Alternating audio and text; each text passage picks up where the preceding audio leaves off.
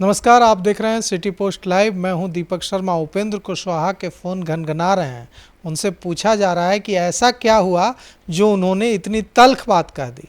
अब एनडीए में भूचाल लाने वाले उपेंद्र कुशवाहा का रुख क्या है, इस बारे में कुछ बड़े खुलासे करने जा रहे हैं हमारे साथ उपस्थित सिटी पोस्ट लाइव के मैनेजिंग एडिटर श्रीकांत प्रत्युष। तो क्या बात हो रही है, क्या उपेंद्र कुशवाहा के मन में बवंडर चल रहा है? देखिए, ये राजनीतिक गलियारों में अटकलों का बाजार गर्म है, क्योंकि उपेंद्र कुशवाहा जी ने जो बयान दिया है वो नरेंद्र मोदी के सामने दिया है।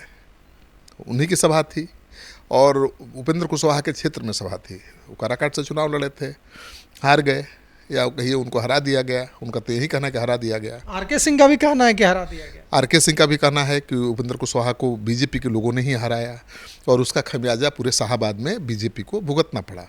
तो आग लगेगी तभी धुआं उठेगा, ये आरोप तो शुरू से ही उपेंद्र कुशवाहा लगाते रहे हैं। लेकिन पीएम मोदी की रैली होगी उनके इलाके में और पीएम मोदी के मंच से अपनी पीड़ा का इजहार इस तरह से खुलेआम करेंगे उपेंद्र कुशवाहा, इसकी उम्मीद तो किसी ने नहीं की थी। लेकिन भाई हैं तो बड़े नेता, भले आज हाशिए पर भले खड़े दिखाई दे रहे हैं आपको, लेकिन हैं तो बड़े नेता। कुशवाहा के तो बड़े नेता हैं। तो उन्होंने अपना तेवर दिखाया, तल्ख तेवर दिखाया और प्रधानमंत्री के सामने ही कह दिया लोगों से, अपने क्षेत्र के लोगों से। उसमें बहुत लोग तो उनके समर्थक भी थे। उन्होंने ये भी कहा कि देखिए प्रधानमंत्री जी, मुझे जो जानकारी मिली है कि पूरे देश में जो आपका टेंट लगता है इतना बड़ा नहीं लगता है। पूरे देश में सबसे बड़ा टेंट आपका यही लगा है, मेरे ही इलाके में, और टेंट में जगह नहीं है पैर रखने की। इससे बड़ा भी टेंट रहता तो शाहाबाद भर देता। तो एक तो अपनी ताकत का एहसास दिलाया कि वो हम चुनाव भले हार गए हैं लेकिन समर्थन है और आप देख लीजिए। दूसरी बात उन्होंने कही कि लोगों से, यानी संदेश दिया कि बीजेपी के जिन लोगों ने, नेताओं ने उनको हराया मिल करके, उनको तल्ख लहजे में जवाब दिया कि आप मुझे हरा देंगे तो आप जीत नहीं जाएंगे, क्योंकि एनडीए की नाव एक ही है। बीजेपी के नेता भी उसी पर सवार हैं, बीजेपी भी उसी नाव पर सवार है जिस नाव पर मैं सवार हूँ। तो मुझे हरा के आप नहीं जीत पाइएगा। मैं हारूंगा तो आप भी हारेंगे, मैं डूबूंगा तो आप भी डूबेंगे। हाँ, मैं डूबूंगा तो आप भी डूबेंगे। हालांकि इसको गलत तरह से इंटरप्रेट किया गया। कहा गया कि उपेंद्र कुशवाहा ने कह दिया कि एनडीए को डुबा देंगे। उन्होंने ये नहीं कहा कि एनडीए को हम डुबा देंगे। उन्होंने ये जरूर संदेश दिया कि एनडीए को बीजेपी के लोग ही डुबाने की कोशिश कर रहे हैं। ये तो संदेश था ही। बीजेपी के उन नेताओं की तरफ उनका इशारा था जिन्होंने पवन सिंह को खड़ा कराया। पवन सिंह मुंबई में रहते हैं, वो नाचने गाने वाले कलाकार हैं, युवा उनके फ़ैन हैं, और उनको मुंबई से बुलाया गया न्योता देकर और चुनाव लड़वाया गया। उपेंद्र कुशवाहा ने नाम नहीं लिया, लेकिन और यह किसी और ने नहीं कहा। उपेंद्र कुशवाहा सिर्फ नहीं कह रहे हैं, जो पूर्व केंद्रीय मंत्री हैं आरके सिंह, उन्होंने कहा कि बीजेपी के नेताओं ने पैसे देकर खड़ा कराया पवन सिंह। बिल्कुल, तो यही इसलिए बात गंभीर हो जाती है और उपेंद्र कुशवाहा के आरोपों को आप हल्के में नहीं ले सकते कि हार गए इसलिए कह रहे हैं। अरे उपेंद्र कुशवाहा हार सकते थे चुनाव, लेकिन तीसरे नंबर पर तो नहीं जा सकते थे। और राजा राम वहां से जीत जाते, काराकाट से। राजा राम जीत जाते, उपेंद्र कुशवाहा तीसरे नंबर पर चले जाते, वो भी अपने गढ़ में। नहीं, उपेंद्र कुशवाहा वहाँ से चुनाव जीते हैं ना भाई, और एनडीए के टिकट पर चुनाव लड़ रहे हैं, उपेंद्र कुशवाहा हार जाते हैं। तो इसमें खेल तो हुआ ही है, और उस खेल का इजहार उन्होंने किया, खुलासा उन्होंने किया था। तो लोगों को लग रहा था कि हार गए इसलिए कह रहे हैं, लेकिन राजकुमार सिंह ने भी मुहर लगा दी, क्योंकि उस खेल का असर केवल उपेंद्र कुशवाहा पर नहीं पड़ा, पूरे शाहाबाद पर पड़ा। और कुशवाहा के बीच एक मैसेज गया कि हमारे बड़े नेता को हराने की कोशिश बीजेपी के नेता कर रहे हैं। और पूरे शाहाबाद में भारतीय जनता पार्टी एनडीए की दुर्गति हो गई। दुर्गति हो गई। अब लोकसभा में तो खत्म, बक्सर जो परंपरागत सीट थी खत्म हो गई, चली गई। आरा, जहाँ से राजकुमार सिंह थे, जिनके बारे में सोचा ही नहीं जा सकता था कि कोई हरा पाएगा, क्योंकि काम बहुत किया है। भले वो जनता में बहुत पॉपुलर नहीं है, लेकिन काम उनका बोलता है। उनके हारने की संभावना बिल्कुल नहीं थी, लेकिन वो भी हार गए। औरंगाबाद हार गए, सासाराम, औरंगाबाद भी हार गए, सासाराम भी हार गए। पूरा मगध शाहाबाद खत्म हो गया। और विधानसभा चुनाव आ रहा है। विधानसभा चुनाव में भी पूरे शाहाबाद में 24 सीटें हैं विधानसभा की, और उसमें से 22 सीटों पर महागठबंधन है। उल्टा हो गया है, जहां एनडीए का कब्जा होता था वहां आज महागठबंधन का कब्जा है। तो उपेंद्र कुशवाहा ने यह भी चेतावनी दी कि बिना शाहाबाद के सरकार नहीं बनेगी। ये भी कहा अपनी ताकत दिखाया कि बिना शाहाबाद के सरकार नहीं बनेगी और उनको हराने की कोशिश की जाएगी तो पूरा एनडीए हारेगा।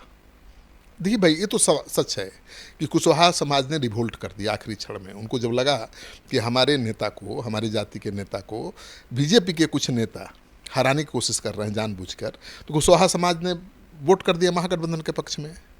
तो वो विधानसभा में भी हो सकता है। तो वहीं संदेश देना चाहते थे कि लोकसभा में जो गलती किया आपने वो मत करिएगा, क्योंकि अमित शाह ने भी आपसे आग्रह किया था कि उपेंद्र कुशवाहा को जिताइए। राजनाथ सिंह भी आए थे, वो राजपूत समाज के लिए भी मैसेज है कि राजनाथ सिंह भी आए थे, उन्होंने कहा कि इनको जिताना है, वोट देना है। प्रधानमंत्री जी खुद आए, उन्होंने भी कहा कि इनको जिताना जरूरी है, लेकिन आपने वोट नहीं दिया। ठीक है, मैं हार गया, तो मैं नहीं हारा, एनडीए हारा है। एक ही नाव पर हम सवार हैं। अगर हमको हराइएगा तो आप भी हार जाइएगा, पर पूरा एनडीए हार जाएगा। तो उनका साफ एक तरह से चेतावनी भी है। और यह चेतावनी किसको है कि मैं कदुआ की बतिया नहीं हूँ कि उंगली दिखाने से डर जाऊंगा? बिल्कुल, वो बीजेपी के उन्हीं नेताओं को इशारा है जो उनको, क्या होता है कदुआ की बतिया, क्या होता है? आपने रामायण पढ़ा ही होगा, तो वहाँ पर भी परशुराम से लक्ष्मण जी ने यही कहा था कि मैं लौकी का भतिया नहीं हूँ, जिसको उंगली दिखाएंगे मैं मर जाऊँगा। लौका नहीं, लौका कोहड़ा नहीं, लौका है, तो लौकी की भतिया नहीं हो कि उंगली उंगली दिखाने से मर जाता है क्या? वो ऐसी सब्जी है कि जिसको उंगली दिखाइएगा कहा जाता है कि वो मर जाता है, बढ़ता ही नहीं है। तो उन्होंने कहा कि हमको लौकी की भतिया मत समझिए कि उंगली दिखाइएगा मैं मर जाऊंगा। मतलब उन्होंने अपनी ताकत का इजहार किया कि इतना कमज़ोर उपेंद्र कुशवाहा नहीं है जिसको एक चुनाव हराने से वो ख़त्म हो जाएगा, टूट जाएगा, बिखर जाएगा। उन्होंने चेतावनी दी कि उपेंद्र कुशवाहा को हरा के आप जीत नहीं सकते हैं, और उपेंद्र कुशवाहा को हराने की होड़ में एनडीए सरकार बनाने से चूक सकती है। तो बड़ा मैसेज है उपेंद्र कुशवाहा का, वो भी प्रधानमंत्री के सामने। तो अब ये महागठबंधन के कुछ लोग यह भी कह रहे हैं कि आ जाएं उपेंद्र कुशवाहा हमारे साथ। देखिए, महागठबंधन कब नहीं चाहेगा कि उपेंद्र कुशवाहा आ जाए? महागठबंधन का पूरा जोर है, आपको पता है, कुशवाहा वोट बैंक पर। तेजस्वी यादव ने लोकसभा चुनाव में, या महागठबंधन ने करीब 7 उम्मीदवार दिए और सफलता भी मिली 2 सीटों पर। औरंगाबाद में मिली, आपका औरंगाबाद में मिली और यहाँ काराकाट में मिली। 2 कुशवाहा जीत भी गए। मतलब कुशवाहा समाज ने ये संदेश दिया कि भाई हमारा कैंडिडेट होगा हमारी बिरादरी का तो हम वोट देंगे। हम एनडीए के बंधुआ मजदूर नहीं है कि आप नेता लाइएगा दूसरे जाति का, हमारा वोट लीजिएगा। तो दिखाया है। और कुशवाहा समाज की एक खासियत है कि वो अपने जाति के पक्ष में गुलबंद होता रहा है और हुआ है इस बार। तो उपेंद्र कुशवाहा एक तरह से सावधान कर रहे हैं एनडीए के उन नेताओं को, बीजेपी के उन नेताओं को जो उपेंद्र कुशवाहा की हार में अपनी जीत देखते हैं।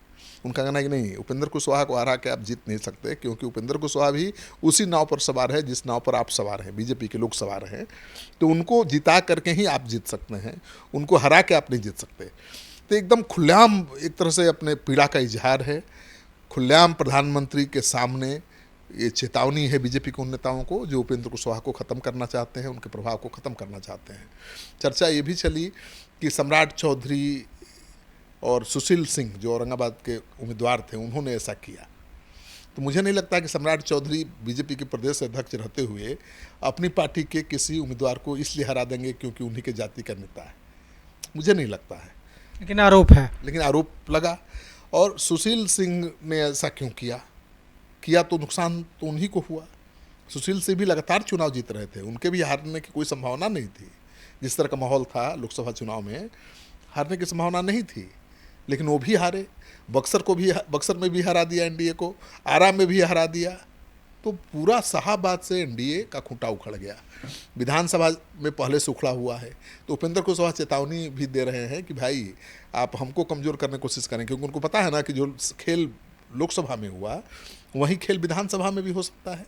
उनको भी तो आशंका होगी। तो उन्होंने पहले ही चेतावनी दे दी और प्रधानमंत्री के सामने दे दी।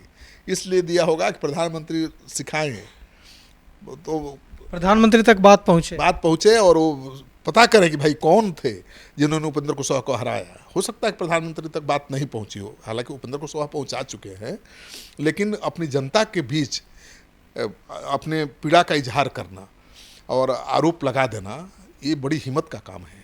उससे उनके कार्यकर्ताओं का, उनके समर्थकों का हौसला बढ़ा कि हमारा नेता डिमोरलाइज नहीं है, हार के बावजूद भी उसका मनोबल कम नहीं हुआ है और प्रधानमंत्री के सामने भी अपनी पीड़ा का खुलेआम इजहार कर सकता है, शिकवा शिकायत भी कर सकता है। इसके क्या मायने हैं कि प्रधानमंत्री ने उपेंद्र कुशवाहा का नाम तक नहीं लिया? न, ये अच्छा तो नहीं लगा होगा प्रधानमंत्री को भी, लेकिन उपेंद्र कुशवाहा एक नेता हैं, वो आपको अच्छा लगे या ना लगे, जो जरूरी है वो तो बोलेंगे। और इससे बढ़िया मौका क्या हो सकता था कि चुनाव के ठीक पहले प्रधानमंत्री उनके इलाके में रैली कर रहे हैं, उस मंच पर उपेंद्र कुशवाहा हैं और अपनी पीड़ा का इजहार ना करें। कब करेंगे? उन लोगों की शिकायत ना करें जिन्होंने उनको हराने में अहम भूमिका निभाई। तो उपेंद्र कुशवाहा, देखिए आज की राजनीति में देख लीजिए दीपक, कि बिहार के बड़े नेता कौन थे, उंगलियों पर गिन सकते हैं। माने मेरे पत्रकारिता में आने के बाद लालू जी थे, रामविलास पासवान जी थे, नीतीश कुमार और उपेंद्र कुशवाहा। नागमणि भी थे? नहीं, नागमणि थे, लेकिन नागमणि का वो नहीं कद था जो उपेंद्र कुशवाहा का था।